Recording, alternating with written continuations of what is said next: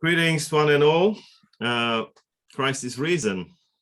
And it is my pleasure to welcome Professor Gayle Woloschak from the United States. So the first American I have invited and graciously agreed to talk to me and the viewers. As my custom goes, but not before I hear you, Gayle, saying hi. Hi, indeed he is written. How about Sorry, I talk too much.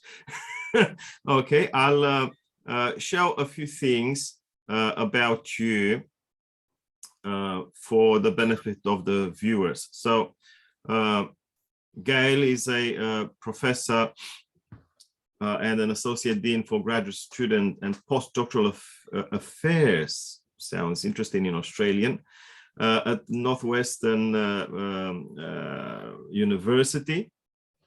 See here her profile.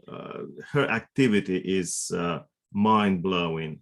She's involved in a number of undertakings. The list of publications is immense, and there are also news about her. She's also involved with the Lutheran School of Theology at Chicago, where she's an associate director of the Zygon Center for Religion and Science. As a matter of fact, it is for this particular aspect of her activity that I have invited her to speak to us today. Just briefly moving on,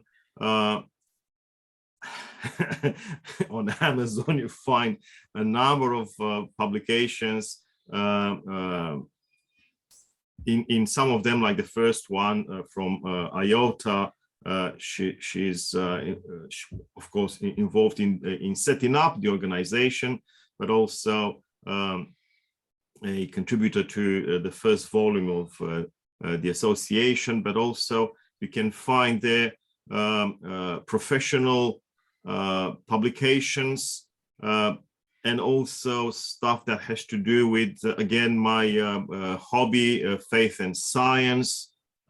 See, science and the Eastern Orthodox Church. That's again something very interesting, and of course beauty and unity in creation, which is an older publication, but that's the first thing I read by Gayle a while ago. This is just to show the official website of the International Orthodox Theological Association, so IOTA, mentioned already, where she's vice president.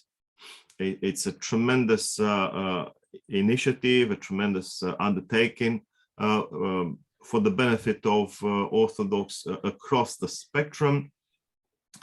And finally, of course, there are many more pages where you can find her, and just Google her name. It's unbelievable. You'd see in how many places you can find her name.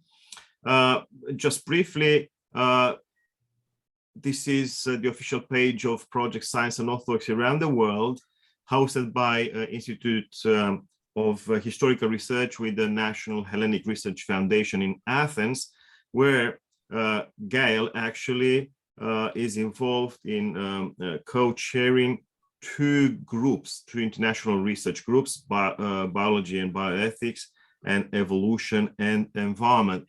It is actually in relation to, has anyone seen those screens? I saw them, so okay. And I'm like, can you stop now? I mean, maybe we should just talk.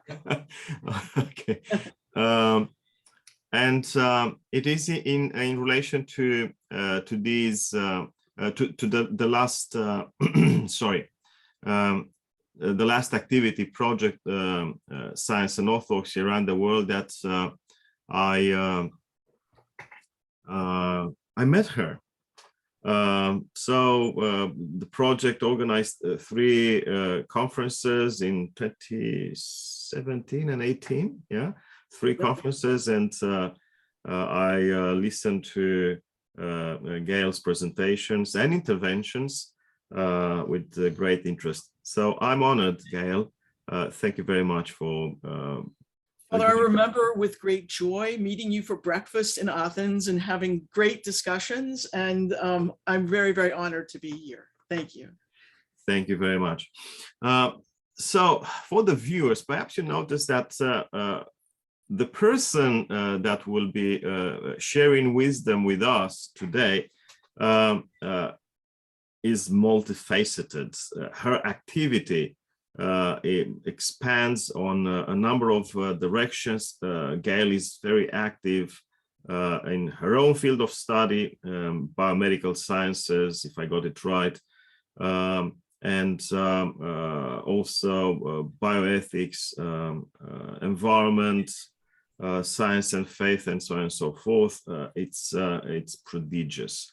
And the topic that I would like to address with you, Gayle, today, for my benefit and that of the viewers, is scientific illiteracy in Orthodoxy. Usually, I don't impose on my guests a topic, but somehow I think this is a topic that has been postponed for a while in the public arena. And the time has no longer patience with us, I think. We have seen, for example, in the last couple of years, throughout the pandemic, so many strange positions taken by Orthodox hierarchy, by theologians and laypersons alike. We have seen hierarchs, clergy, and laity dying because of COVID infections and their complications. Why? Because according to them and their narrative, God will intervene, as though God sends angels every time to save us when we throw ourselves from the bridges or high rises. I believe that this kind of approach, which might be to a certain extent heroic, cannot be taken for martyrdom, cannot be taken for, I don't know, mainstream Orthodox faith and tradition. And personally, I have felt so uneasy and so confounded by some of the positions I have seen affirmed or verbally or practically. So it is here that Arta, I would like us to focus, and I would invite you to share your views with us, thinking in terms of what actually happened, because we have seen hierarchs dying, a patriarch died, metropolitans, archbishops, and so on and so forth, let alone the faithful who followed in their footsteps to the grave. So what happened? What are the causes of this response? And also, if we can explore, without, of course, becoming prescriptive and dogmatic, and without pontificating, some solutions. But before that, I'd like to point out something else. I believe that to a large extent, our responses to the pandemic and other issues of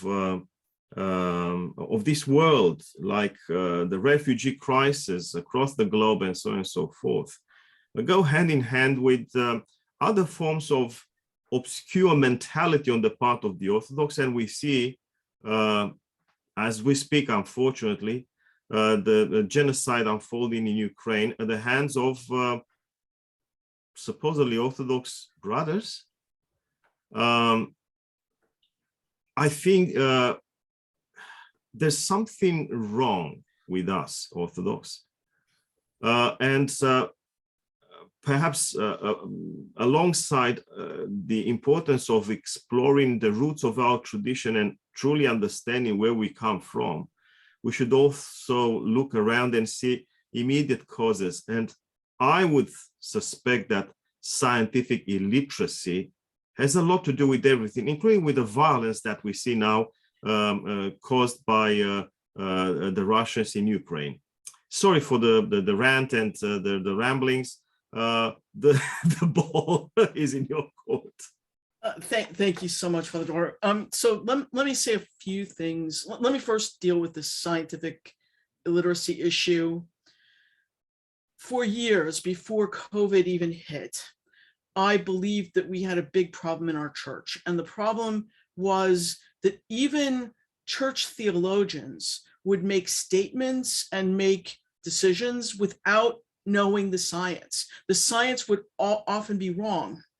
I attended a meeting of some of the bishops in the US, and they were talking about bioethical issues.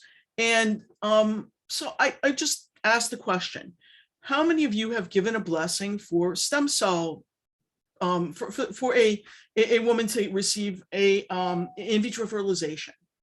And about half the bishops raised their hands and said yes. Then I asked them about how many of you understand the science behind what you're giving a blessing for? And the hands quickly went down.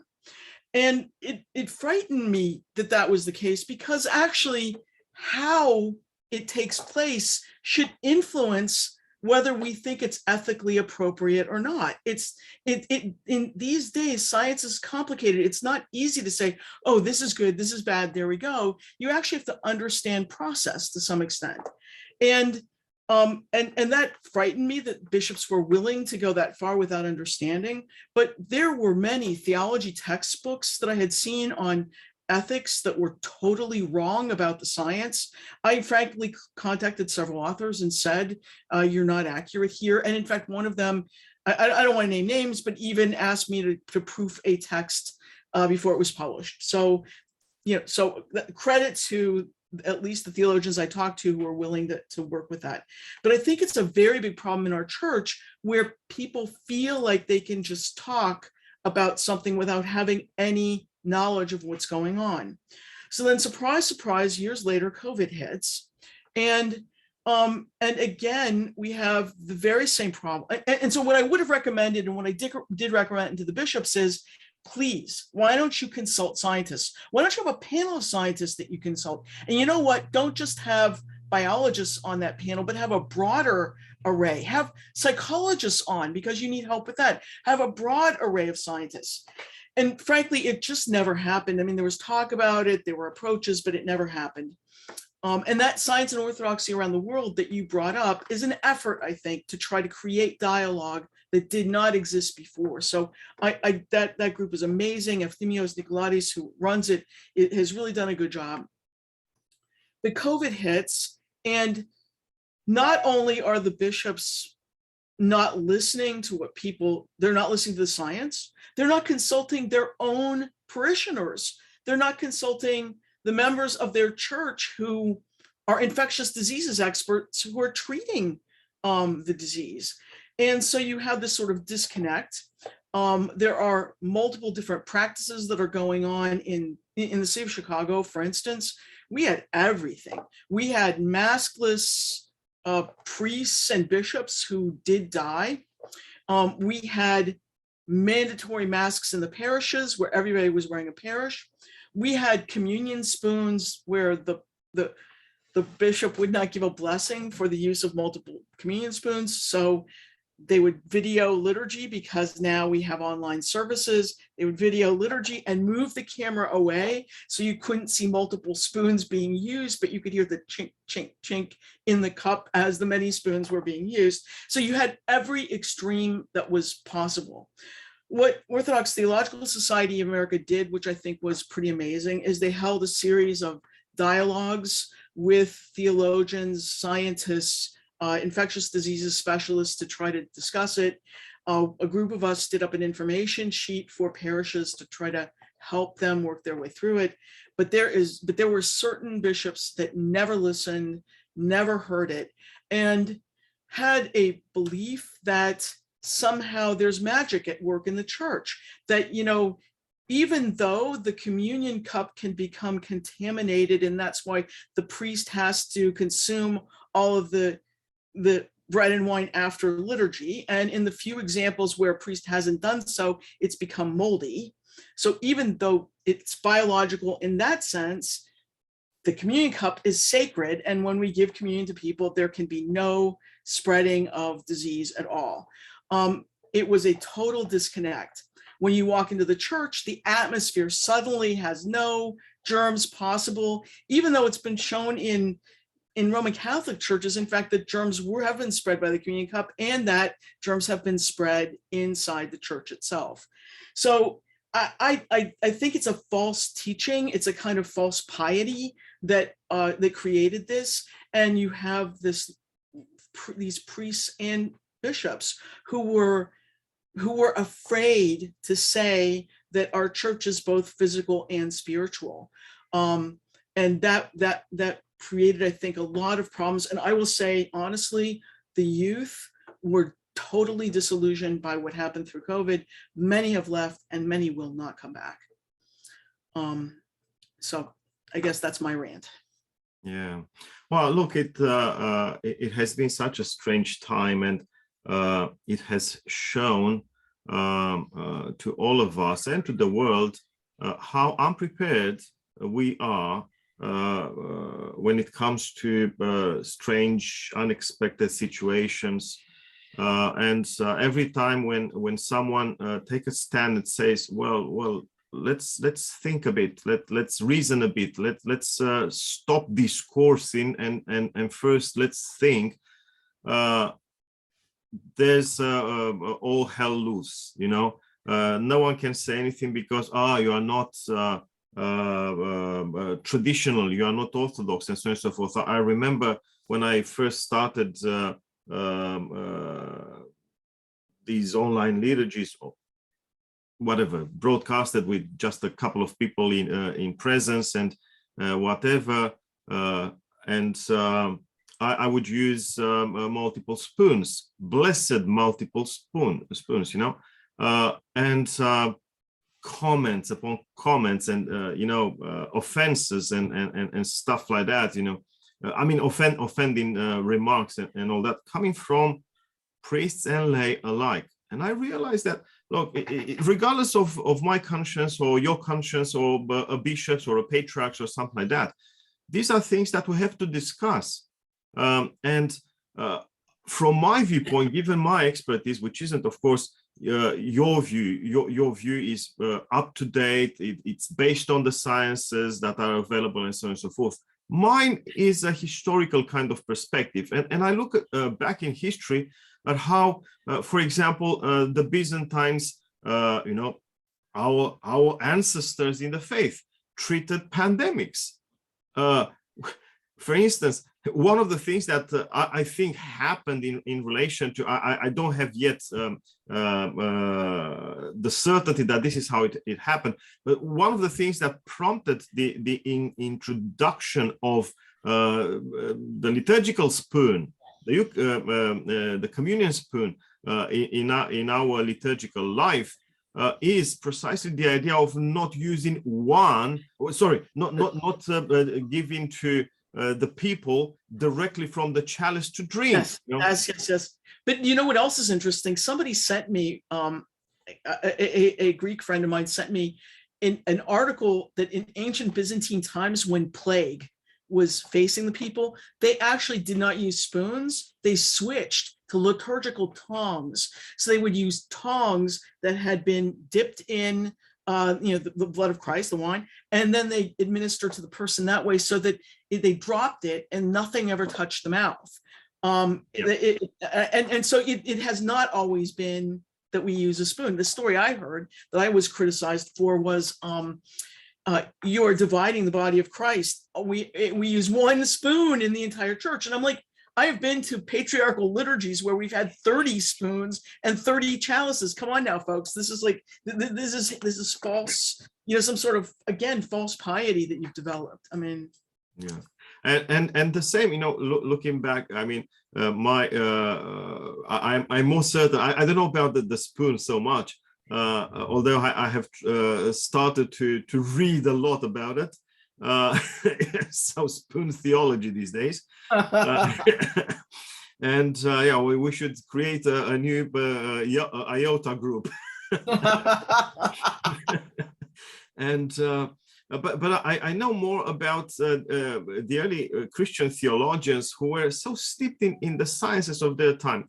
Even, last night I attended a Zoom seminar, very interesting stuff about nature, how we Christians are supposed to look at nature.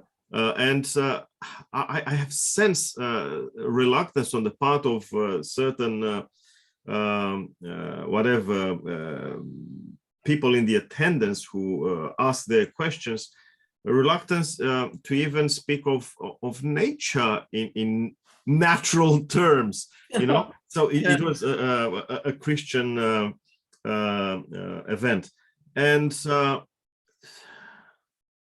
I'm amazed because what I've read in the Cappadocians, in Saint Athanasius, earlier in Clement and Origen and others,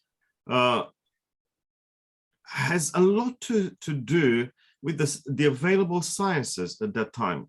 Granted, those sciences are no longer there. There's no point in respecting them, although I don't know why we worship ancient astronomy. See the Julian calendar topic. That's worshiping ancient astronomy. Yeah. Okay. So that science is bygone. But those people were so up to date with whatever the thinkers and, well, let's call them natural scientists of that age could come up with. And for instance, John Boston talks about healing things in plants. I mean, they knew about plants as healing, and we use some of those same plants today. I mean, that's how good the science was. Yeah, well, yeah, there you go. Yeah, and indeed, what St. Basil says about plants, or St. John Chrysostom, when he speaks of the duality of nature. So nature as God's creation is good, but this goodness is from the viewpoint of God, not ours. Okay, so good for whom? And the fact that we are ignorant about the properties of minerals and plants and so on and so forth doesn't mean the world isn't wisely built, at least in the mind of the Creator. But what I have come across in many fathers, and I'll just bring you an example. Saint Athanasius, who is considered the standard of orthodoxy. So no, I haven't heard yet of an Orthodox voice saying anything bad about Saint Athanasius. Therefore, let me bring this example, which is impeccable from the viewpoint of most, if not all, Orthodox. In his Against the Gentiles, he speaks of the natural mortality of the world. The natural mortality of the world. Of course, we know that he knew of the impact of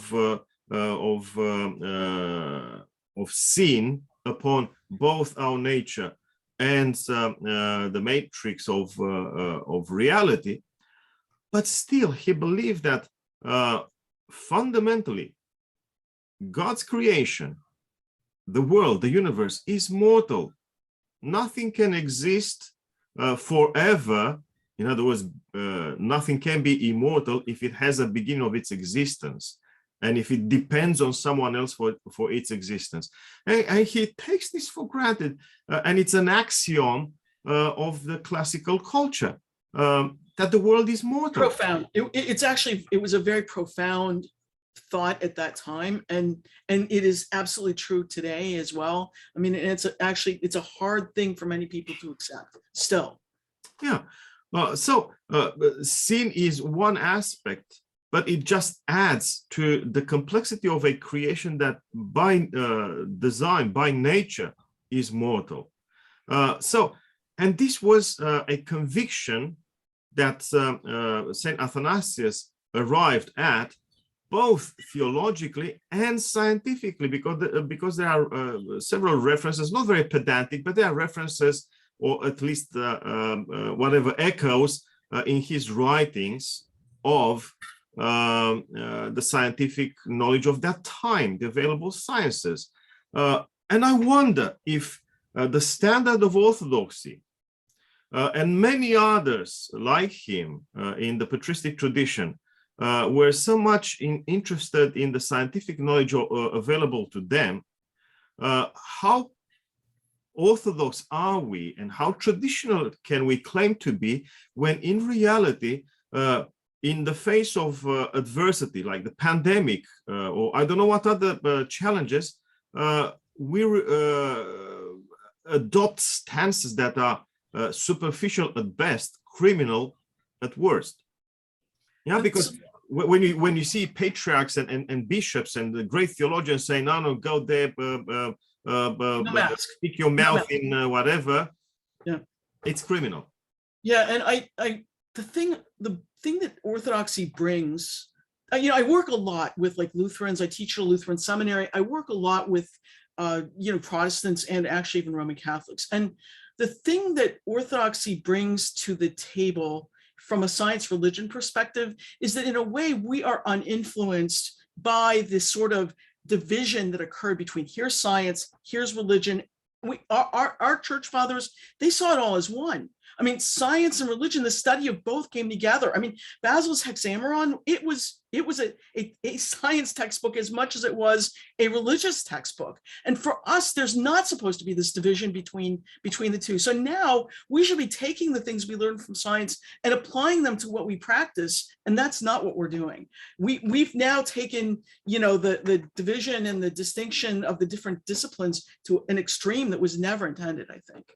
Yeah, and from this viewpoint, we are more modern than we like to acknowledge, because the division of the fields is something that has to do with modern methodology, and it's not the idea of the great integrative, holistic path of the patristic tradition. Of course, there are many who say, wow, now the body of knowledge is so immense, so overwhelming that no one, not even an expert in her or his field, can know everything, and that's true. But there's something that I keep returning to. Well, there was a lot of science being done, inverted commas, if you don't like the word as such, in the 4th century. Yeah. Yet the Cappadocians, for example, who, especially St. Basil and St. Gregory of Nyssa, who are so interested in everything scientific, sometimes they would indulge getting into details, the nitty-gritty parts of, the natural phenomena as they understood them, and so on and so forth. But in reality, what they did, and I think this was a tremendous intuition on the part of Vladimir Lossky, they looked at the broad idea, the overarching idea of the scientific knowledge of the time, and this is what they engaged. This is what they were in dialogue with, not with, I don't know, is it the standard version of the Big Bang, or some squiggles added to it and it's no longer standard, and so on and so forth, and is it the string theory or the superstring theory, and so on and so forth. I don't think that's the problem, and we shouldn't fight science or ignore science just because there are so many aspects of specialization, and so on and so forth. We have to look at the broad schema of things. I think you're right. Scientific culture. Yeah, I mean, I agree with you. I think our problem is that we don't have the approach that was used by the Cappadocians and others. Their approach was to take the knowledge and take a very broad picture of it and apply everything that they could learn to the issue at hand. We don't do that anymore. We do that in our theology, where we maybe look at the hymns and we look at the history and we look at the text to see how the theology applies, but we don't take all of knowledge and apply it to what we practice into our theology. That's what we need to do. And that's what they did. They did not make those distinctions like we did. It's about approach. I often tease my Lutheran colleagues. I was involved in writing some of their bioethical statements, and I often tease them that we might get to the same place, but Orthodox will get there using a different path, or at least we should get there using a different path. I worry that that's becoming harder and harder for Orthodox. Has this anything to do, Gayle, with the blatant scientific illiteracy in the church? I remember, look, I did my seminary studies in Romania at the time, so before '89, before the fall of communism. It was a theological high school. So 5 years of high school after year 10, that was my cup of tea, or coffee for that matter. And we had access to scientific information. The library of the seminary didn't have only the church fathers and the Philokalia and stuff like that. No, it had a lot of interesting stuff, including popular science and sci-fi. I'm a nerd. From that time, okay, so the 80s. And I think that kind of integrated approach, where you were allowed to read this and that, and philosophy and novels and scientific textbooks and so on and so forth, prepared us better for, I don't know, dealing with everyday life. While what I noticed in the theological system, at least in Romania and also here in Australia, there's an utter lack of interest in any kind of scientific information, to the extent that while in the early 2000s, for instance, in Romania flourished a great movement in terms of promoting science and religion. In other words, the conversation between you're right. It was theologians and scientists, that died out, leaving behind this desert of ignorance, where they flourish, if that's the right word, these fundamentalist voices, where you should just come to church. It doesn't matter how pandemic it is, and despite the lockdowns and all, you should just come to church because God will send his angels and will keep you safe, right?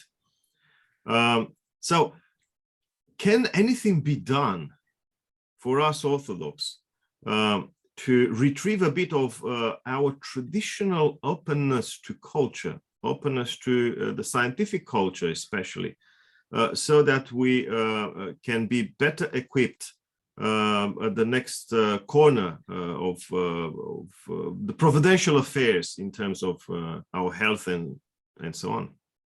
So, I was at a parish a couple of weeks ago, and they were talking a lot about losing the youth of the church.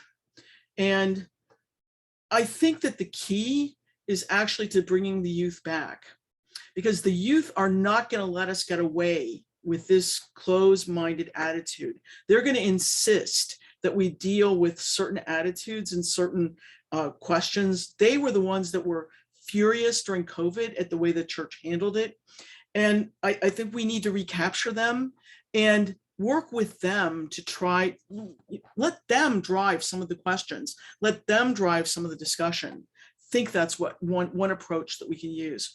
What else we can do, I honestly don't know. I do think that the way that this science and orthodoxy around the world is doing it by trying to create more and more dialogue, bringing in everyday clergy to participate so that they have the chance to hear the dialogue and be part of it. Creating little local dialogues, I think, is another way. One other thing I've really encouraged within my own parish is to have a kind of team of people that work together on these problems. So when COVID hit, we actually had 5 or 6 people that met in the church building.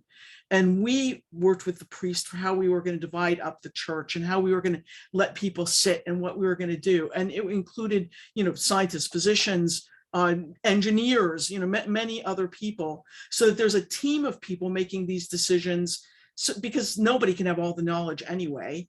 And surprisingly, my priest was wonderfully responsive to it.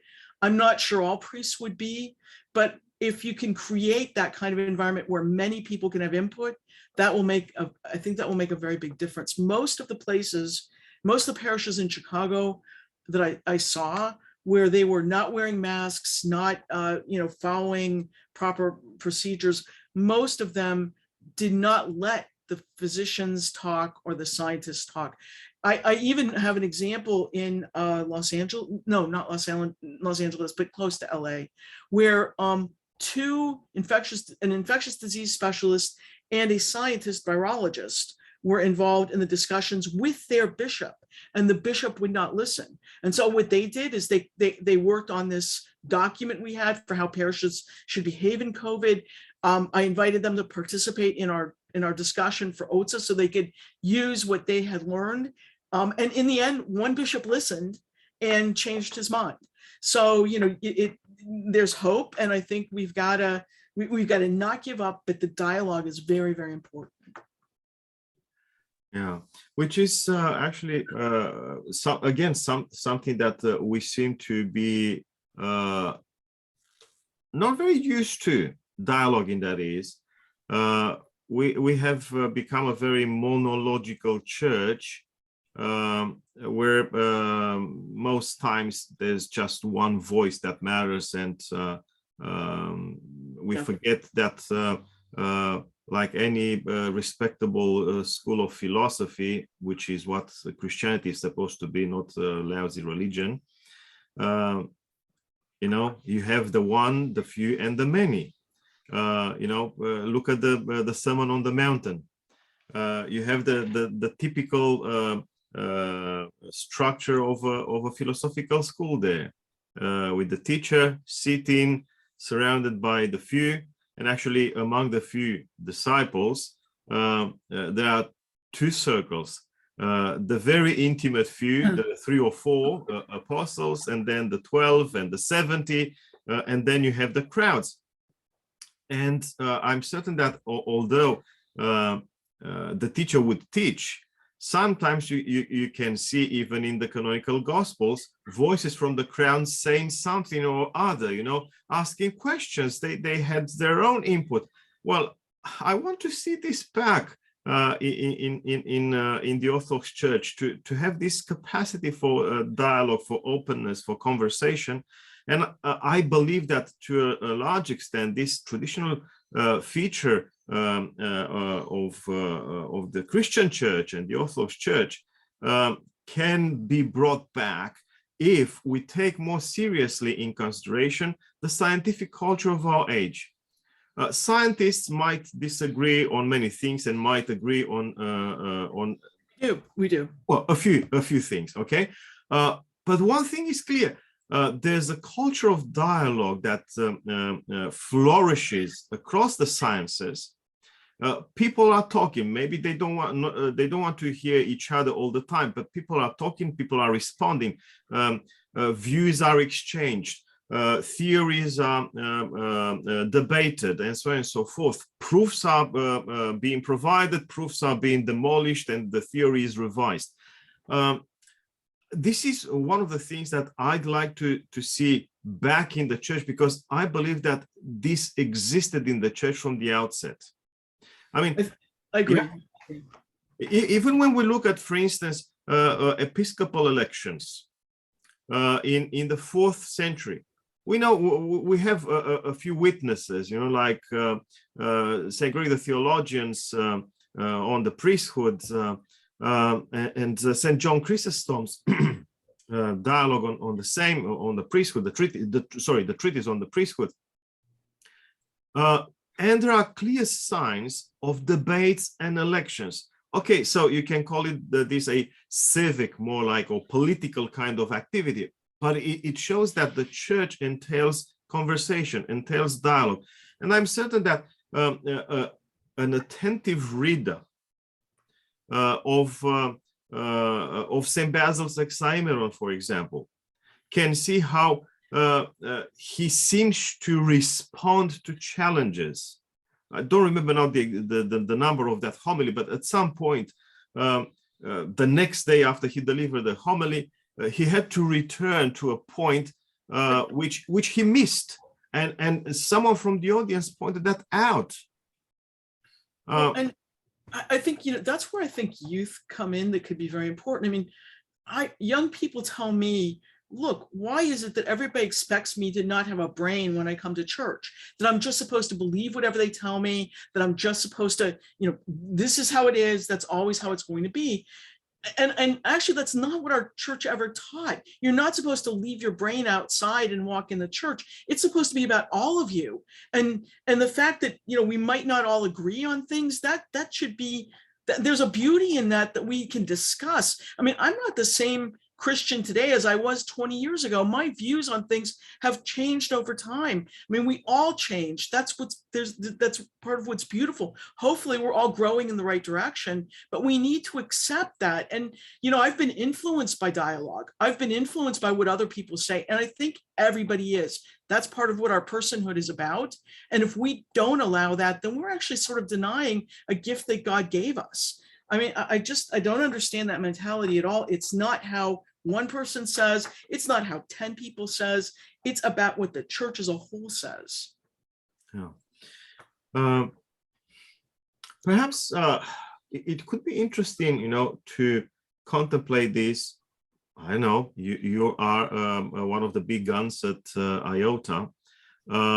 Maybe this can be put forward somehow for a serious discussion across the spectrum, and to involve hierarchs and lay theologians and so on, to have some kind of, I don't know, basic introduction into the scientific culture of our time, included in seminarial programs of study. I mean, we have excellent scientists in our ranks, like yourself, philosophers and so on and so forth. This is a tremendous potential, a resource that is yet untapped.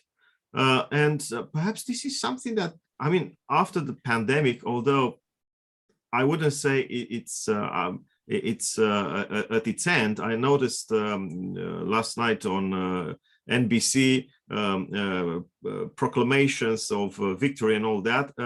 We're not there yet. We're not there yet. We are still struggling. Yesterday we had more than 30,000 new cases only in our state, in New South Wales. Yeah, we're on the rise here in many, many places. It just depends on where you are. Yeah, so the victory is proclaimed for other reasons than public health and so on and so forth. Perhaps now with the vaccines and all that, we can fight better. But the idea is that we should draw some lessons, I think.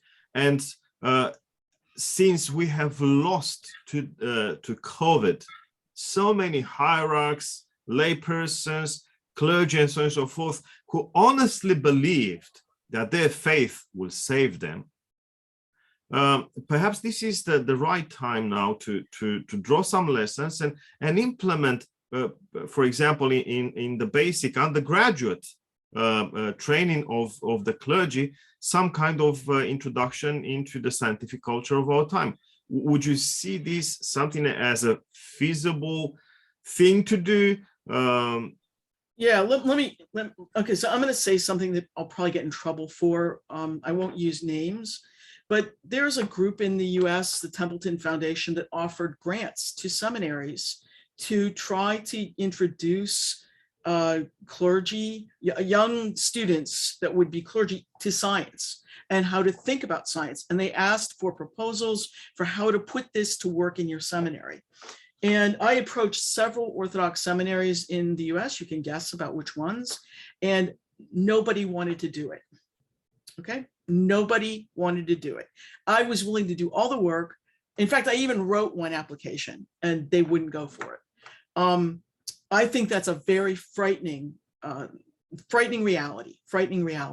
And so what's happening in the US is that there is some Orthodox discussion, but it's not going on at seminaries. It's going on for those Orthodox scholars who are at non-seminary institutions. And then what's happening is the clergy are being siloed because they're not having access to that information.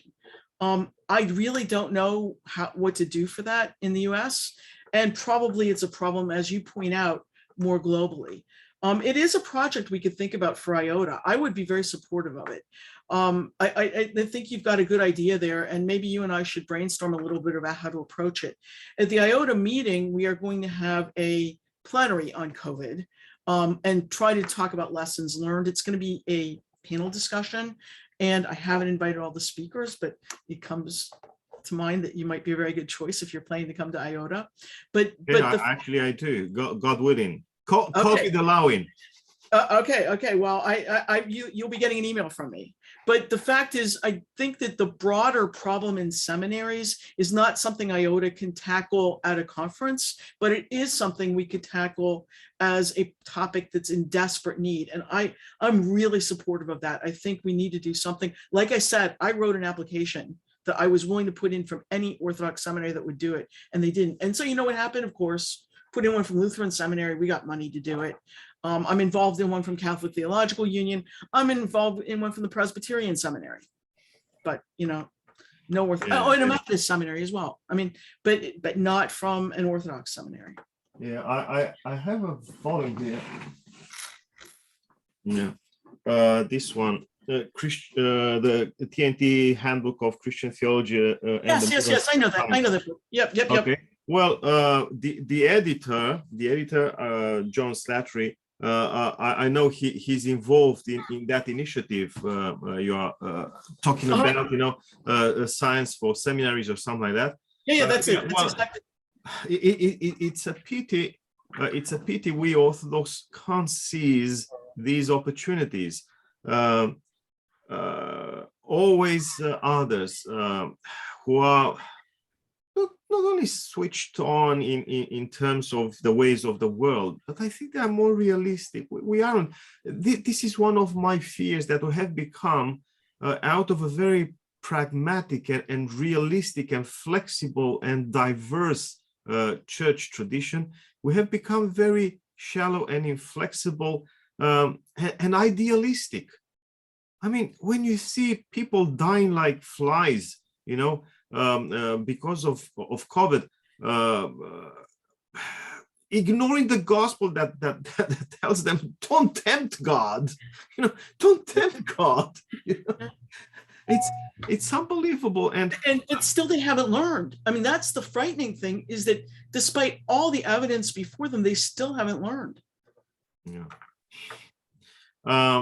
So I think that there's a lot to do, and yeah, perhaps a forum like IOTA, not a conference, of course, might be, you know, the right place to begin something on a global scale, to see, you know, to produce some resources that can be used, first of all, as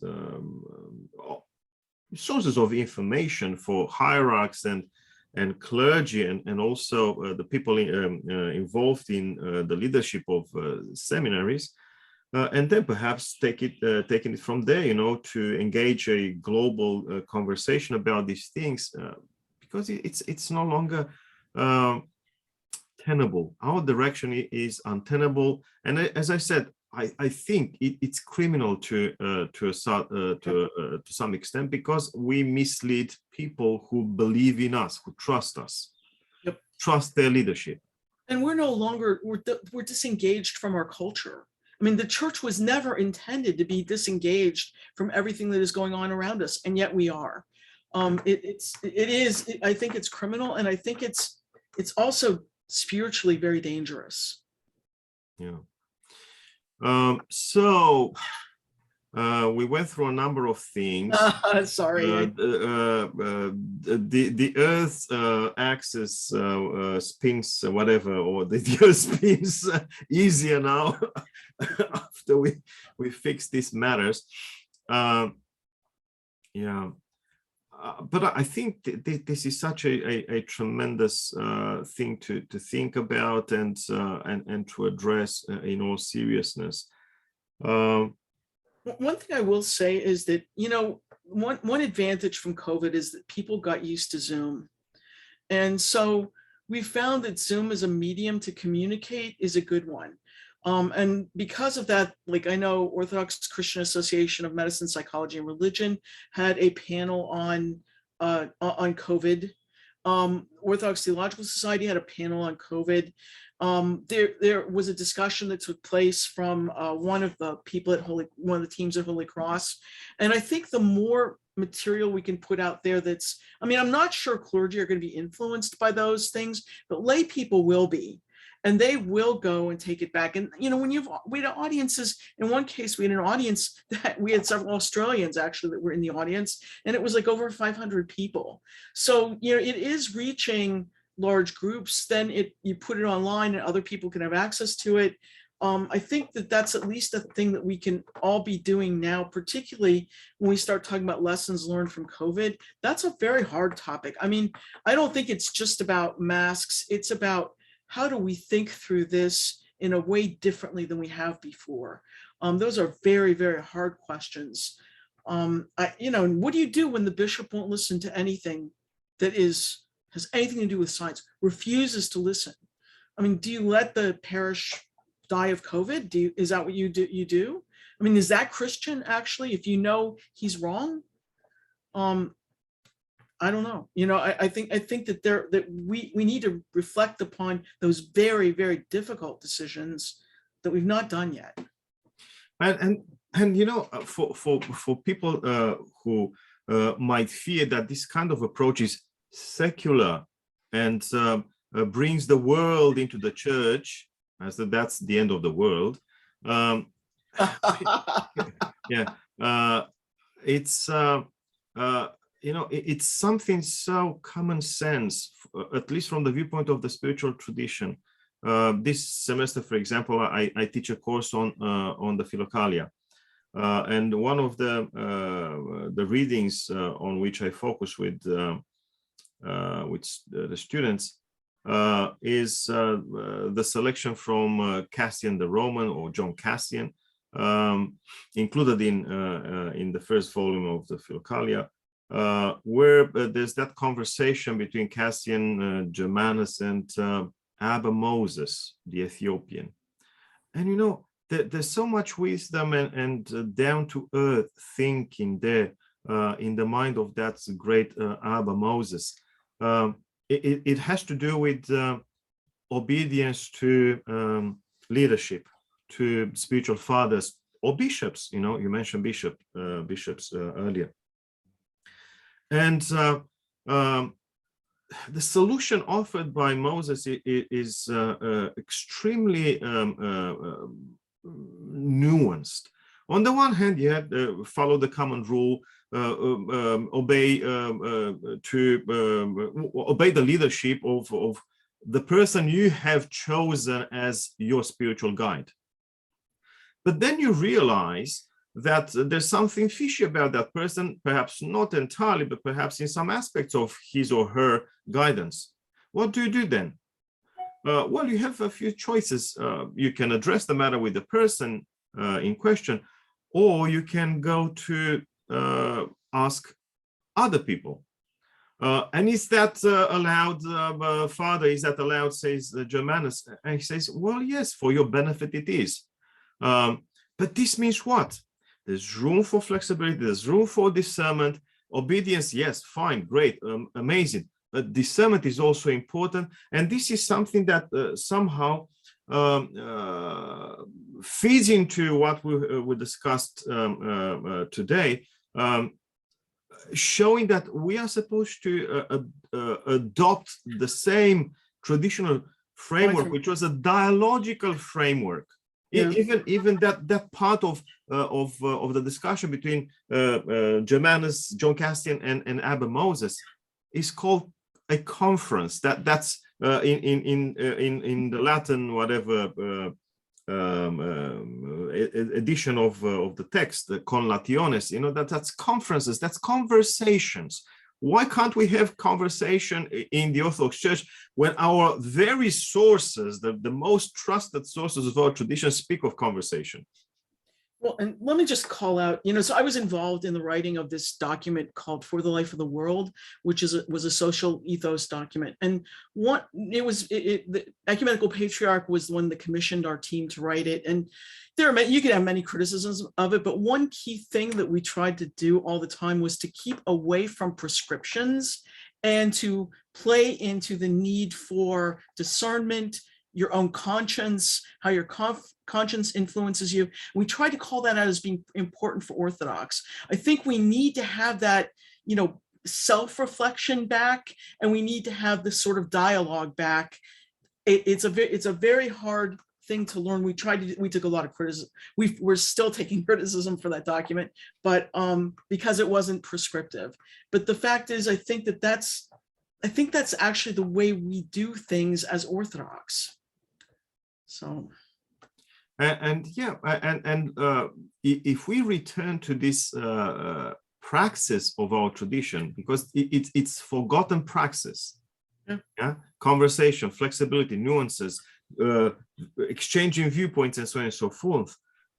If we return there, we will be able to understand, I think, in a more mature way, even our interaction with the world we live in. The scientific culture of our age, and to draw the lessons that we can draw, from the results of scientific undertakings, implement them realistically and discerningly into our churches, and drawing all the benefit for the people, because ultimately, this is our ministry. Whether we are lay persons or clergy or hierarchs and so on and so forth, this is our ministry. Our ministry is towards the people, not towards, I don't know what idealistic sense of tradition. Well, and as you pointed out earlier, it's impossible for anybody to have all the knowledge. Well, if we acknowledge that, that means we better be talking to each other, because I can't have all the knowledge, neither can you, neither can anybody. And it's only going to be in large groups that we can achieve the knowledge that we need to deal with the problems of today's world. And I mean, COVID was not just a scientific problem. It was a psychological problem. It was a physical problem. I mean, it remains a physical problem, a psychological problem, a social problem. I mean, the dynamics there are incredible. We need a large dynamic in order to approach that. And any one person that thinks that they can handle it all on their own, they hubris, Yeah. Well, thank you very much for this insightful conversation, Gayle. We're done already. I'm great to keep going. Well, time flies, but I would very much like to secure your participation some other time if you I would love to. This was great fun. I learned a lot from you. I always do. Thank I learned from you. Thank you. It has been such a pleasure and an honor. Thank you very much, Gayle. You take care. Okay. Bye-bye.